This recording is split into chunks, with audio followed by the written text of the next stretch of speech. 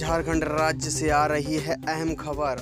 जी हां, आपको बताते हैं अंकिता नाम की लड़की को आग से जलाने को लेकर सुप्रीम कोर्ट की अधिवक्ता व बहुजन समाज पार्टी की नेता सीमा समृद्धि कुशवाहा ने दिया अहम बयान। आइए सुनाते हैं आपको अंकिता केस पर बहुजन समाज पार्टी की नेता सीमा समृद्धि कुशवाहा जी के बयान को। एक बेटी जो इतनी इंटेलिजेंट है, पढ़ रही है, एक गरीब परिवार की बेटी है, उसको एक हैवान सिरफिरा दरिंदा जिंदा जला देता है। ये 21st सेंचुरी का भारत है, जहां पर क्या कहें हम गर्व से कि मेरे भारत में मेरी अपनी बेटियों को घरों के अंदर भी जिंदा जलाया जा रहा है ऐसे दरिंदों के द्वारा। वो बेटी इतनी निडरता से, इतना उसको दर्द होगा, पूरे 90% तो उसकी बॉडी जल गई और उनका वीडियो हम लोग सब लोग देख सकते हैं यूट्यूब पर, फेसबुक पर या टीवी पर चल रहा है। कह रही है जिस तरीके का मुझे दर्द हो रहा उसको भी वही सजा दी जाए जैसे उसने मुझे जलाया। भारत के संविधान में किसी को अगर मौत की सजा दी गई तो जिंदा जलाने का प्रावधान नहीं है, लेकिन इस तरीके की घटनाएं देख करके सच में दिल करता है कि ऐसे दरिंदों को जिंदा जला देने का भी प्रावधान होना चाहिए। ऐसे दरिंदों को पता नहीं हजारों गोलियां मार करके पूरे शरीर को छलनी कर देने का भी प्रावधान होना चाहिए। वो बेटी जो कि इतनी इंटेलिजेंट, इतनी प्यारी गुड़िया सी बच्ची थी, वो हमारे आपके किसी के घर की भी बेटी हो सकती थी। वो बच्ची अपने घर में सो रही थी, एक तरफा प्यार में सिरफिरा जा करके इसके हौसले देखिए कि खिड़की से उस बेटी को पेट्रोल डाल करके उसमें आग लगा देता है। एक सप्ताह तक हमारी बिटिया जलती रही, एक सप्ताह तक जिंदगी मौत के बीच लड़ती रही। जब से कल से ये न्यूज आई है, मैंने बहुत बार कोशिश की, वहाँ के एसपी से भी मेरी बात हुई, उनके पेरेंट्स का नंबर नहीं मुझे मिल पाया है। मैं पूरी कोशिश करूँगी कि मेरा जितना सपोर्ट हो सकता है उस बिटिया के परिवार को मैं करूँ और हमारी अंकिता को न्याय मिले। लेकिन उससे ज़्यादा जरूरी ये है कि हर दिन कोई ना कोई घटना होती है। एनसीआरबी का डाटा जो है, उसकी रिपोर्ट आई है कि दिल्ली में हर दिन 2 नाबालिग बेटियों के साथ रेप होता है। पूरे देश के अंदर जो है क्राइम बढ़ा है और जिसमें भी महिलाओं के अगेंस्ट क्राइम बढ़ा है। तो इसका समाधान क्या है? आज अंकिता, कल मनीषा वाल्मीकि, तीसरे दिन अंकिता तोमर, चौथे दिन वहां पर एक हैदराबाद में एक गुड़िया, कहीं पर एक शिमला में एक गुड़िया। कितनी बेटियों के नाम गिना दें। मेरे पास सैकड़ों केसेस हैं गैंग रेप एंड मर्डर के, जिन बेटियों के साथ ऐसे अपराध हुए। आप लोग विश्वास नहीं करेंगे, छोटी छोटी बच्चों के साथ गैंग रेप के मैटर में हैंडल कर रहे हैं। तो इसका समाधान क्या है? मैंने सुना झारखंड के सीएम का स्टेटमेंट, वो कह रहे हैं कि ऐसे क्राइम तो होते रहते हैं। क्यों होते रहते? सबसे बड़ा सवाल ये है, अगर ऐसे क्राइम होते रहेंगे तो फिर आप क्या कर रहे हैं? सवाल तो आप पर भी उठेंगे। लॉ एंड ऑर्डर कहाँ गया था? क्या इस तरीके के सिरफिरों के अंदर इन कानून का कोई डर नहीं है? अगर कानून का डर नहीं है तो मुझे लगता है कि गवर्नमेंट फेलियर। अभी कुछ दिन पहले गुजरात की घटना नहीं है, मैं वो कहूंगी कि पूरे मानवता को चैलेंज कर देने वाला एक निर्णय आया है, जिसमें हम सब ने देखा कि एक गर्भवती महिला के साथ गैंग रेप किया गया और उन दरिंदों को छोड़ दिया गया, बरी कर दिया गया। ये कहते हैं कि आचरण अच्छा था। 5 महीने की गर्भवती महिला के साथ आप रेप कर रहे हैं, ये अपराधी 7 लोगों को जिंदा उनको मार दे रहे हैं, जान से 3 साल की बच्ची को मार दे रहे हैं, उनको छोड़ दिया गया। जब तक कानून का डर नहीं होगा तब तक इतना मुश्किल है कि हम अपनी बेटियों को बचा पाए। और ये एक बहुत बड़ा सच है, क्योंकि 2013 में जब 2012 में निर्भया के साथ अपराध हुआ तो 2013 में कानून में बहुत सारे बदलाव हुए।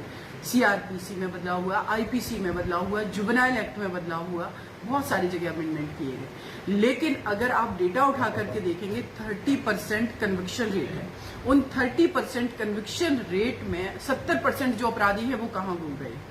जो 70% अपराधी हैं वो ऐसे ही शाहरुख जैसे अपराधी हैं, जो कि समाज में ये मैसेज दे रहे हैं कि हमारा ये सिस्टम, हमारा ये कानून कुछ नहीं बिगाड़ सकता है। आप लोगों ने देखा जब उसको अरेस्ट किया गया वो किस तरीके से मुस्कुराता हुआ जा रहा। ये उसकी मुस्कुराहट पूरे देश को, पूरे सिस्टम को, एडमिनिस्ट्रेशन को, पॉलिटिशियन को, हमारी जुडिशरी को, सबको चैलेंज कर रहे हैं। क्योंकि निर्भया केस में भी 7 साल लगा दिया था।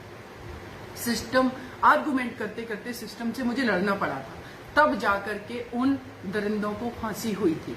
मैं उम्मीद करती हूँ कि इस दरिंदे को भी क्यों 1 साल तक मैटर चले, क्यों 6 महीने तक मैटर चले, जब सारी चीजें क्लियर हैं तो क्या आपके थाने में एक आईओ के पास इतना टाइम नहीं है कि वो 12 घंटे काम करके सारा इन्वेस्टिगेशन करके 1 सप्ताह के अंदर चार्जशीट फाइल करे और 1 महीने के अंदर उनका कन्विक्शन कराया जाए? सारा चीज तो क्लियर है, डाइंग डिक्लेरेशन है, बिटिया बयान दे रही है। हाथरस केस में भी बिटिया का डाइंग डिक्लेरेशन था, आज करीब 2 साल हो जाएगा, लेकिन अभी तक जजमेंट नहीं आया। कोविड एक कारण था, लेकिन क्या मंशा बाकी में हमारी सरकारों की ये रहती है कि जो बेटियों के साथ अपराध हो रहे हैं उनके हम पार्टी लाइन से हट करके उन देश की 49% महिलाओं की आबादी के लिए एकजुट होकर के ईमानदारी से उनके लिए आवाज उठाएं? मैं गुजारिश करती हूं और साथ ही साथ मैं ये कहती हूं झारखंड सरकार से कि आप अंकिता के अपराधी को जल्दी से जल्दी फांसी की सजा दिलाएं, तभी ये मैसेज डिलीवर होगा कि जस्टिस प्रिवेल करता है, जस्टिस मिलता है, कानून है। अदरवाइज आपने जितने भी कानून बना लिए उनका इम्प्लीमेंटेशन नहीं है, वो मुझे कागजी पोथे पत्री के अलावा कुछ नहीं लगते हैं और इसीलिए क्राइम नहीं रुक रहे हैं। बहुत जरूरी है कि जितना जल्दी हो सके कन्विक्शन हो, अपराधी को सजा दी जाए। और सजा सिर्फ ऐसा नहीं कि डिस्ट्रिक्ट कोर्ट से हो गई फांसी की सजा, तो हाई कोर्ट अपील में 4 साल मैटर लटका है, फिर वो सुप्रीम कोर्ट गया तो सुप्रीम कोर्ट में 5-6 साल लटका है, फिर वो प्रेसिडेंट ऑफ इंडिया के पास गई तो वहां मर्सी पेंडिंग पड़ी हुई है। नहीं, ये सारा प्रोसीजर 6 महीने के अंदर प्रेसिडेंट ऑफ इंडिया तक पूरा हो जाना चाहिए। ये बहुत जरूरी है। ये सिस्टम के जो लूप होल हैं, ये सबसे ज्यादा अपराधियों के हौसले बुलंद करते हैं, क्योंकि उनको पता है बीच में बेल मिल जाएगी, ट्रायल जो है बहुत लंबा खींचेगा और केस बहुत लंबा चलता रहेगा, तब तक वो बाहर रहेगा और ऐसे ही क्राइम को अंजाम देता रहेगा। तो आप लोगों से मेरे अनुरोध है कि इस लाइव को ज्यादा से ज्यादा शेयर करें और झारखंड सरकार से मेरा अनुरोध है, फास्ट ट्रैक नहीं, टाइम बाउंड फास्ट ट्रैक इसका ट्रायल करा जाए, टाइम फिक्स किया जाए, कितने दिन में ये जवाबदेही सरकारों की सुनिश्चित करना बहुत जरूरी है। नहीं हमारी अंकिता जैसी प्यारी इंटेलिजेंट बेटियां ऐसे ही दरिंदों की बलि चढ़ती रहेंगी, ये बहुत आवश्यक है। आप सभी से अनुरोध है कि अंकिता के लिए आवाज जरूर उठाएं, चुप नहीं बैठना है। इस देश की बेटी के लिए, हमारे अपनी घर की बेटी के लिए बहुत जरूरी है आवाज उठाना। और सिर्फ सरकारें, पुलिस ये सब फॉर्मेलिटी ना करें। एक्चुअल में इनसे पूछा जाए कि आपके राज्य में कन्विक्शन जो है आपने कितना % कराया। अगर 2021 का डेटा ये कहता है तो 2022 का आप बताइए कि इतने अगर अपराध हुए तो इतने अपराधियों में आपने कितनों को सजा दिलाई है, उन अक्यूज्ड को कितनों का कन्विक्शन हुआ है, उसी से तो होगा सारी चीजें क्लियर। अपराध हुआ, आपने FIR दर्ज कर ली, फिर उसके बाद केस पेंडिंग पड़े हुए। और एक और बहुत ही सोचने वाली बात, मैं देखती हूँ कि इस देश के अंदर नो डाउट कि बहुत सारे अपराधी क्राइम करते हैं, बहुत पुरुष वर्ग के खिलाफ भी अपराध होते हैं, लेकिन महिलाओं के खिलाफ अपराध स्पेसिफिक अपराध है। आप लोगों ने देखा भ्रूण हत्या, क्योंकि लड़की है गर्भ में इसलिए मार दो।